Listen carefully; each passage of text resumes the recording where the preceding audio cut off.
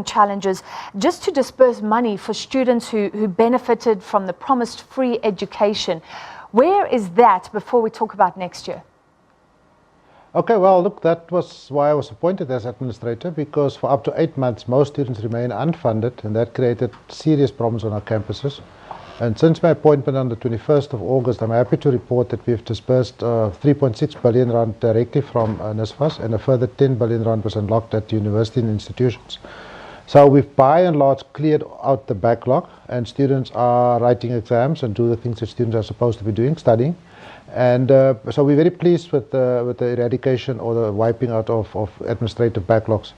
That places us in a very good position to begin to plan properly for the 2019 application season. So explain to us this free higher education. So some loans were converted to grants. What is the situation now for those families earning below the threshold, 350,000 rand? So they qualify for grants now, not loans. So that, yeah, so the 2018 and onwards, students that do qualify and meet the correct criteria will be fully funded for their studies, and that means their tuition will be funded, the residence will be funded, and they will have food allowances, and in some cases travel allowances, and also book allowances. So it's a fully funded student for those that qualify. So parents that earn under 350,000, or households under 350,000 per year, will qualify on economic grounds.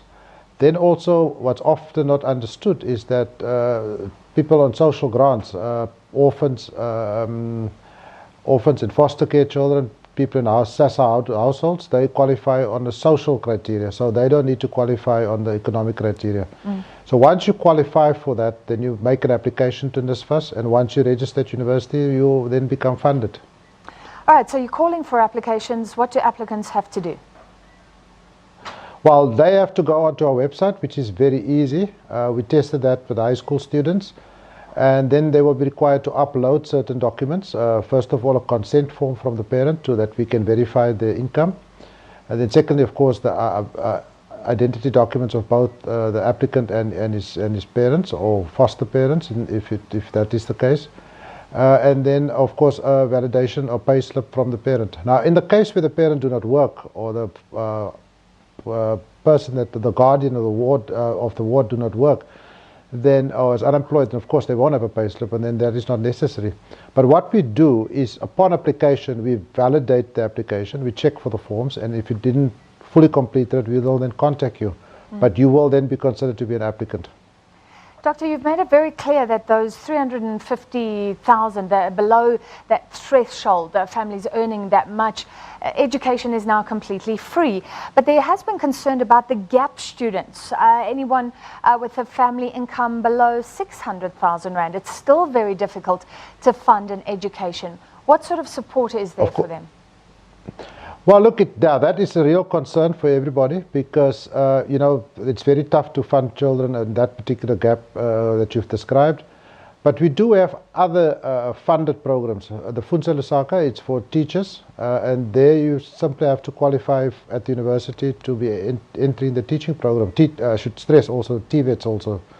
And then we are also administering funds on behalf of the CETAs. So what we are doing is we are certainly going to be increasingly looking for fundraising in that particular, to fund that particular category of students, because it is a real problem. There's no denying it. What we also found, and this is a very interesting statistic, is that funded students do much better than students that are not funded. And that means that funded students, when they're relieved from the burden of having to worry where the next meal is coming from, can actually focus on their studies. So it's indeed a very positive development. All right, so we're moving towards that. What about the question of your funding? Your burden has gone up. There was already the problem of debtors not paying back. How are the finances of NSFAS looking right now? NSFAS's finances are very healthy because we fund it over the medium term, and so our funding is secured over a medium term framework.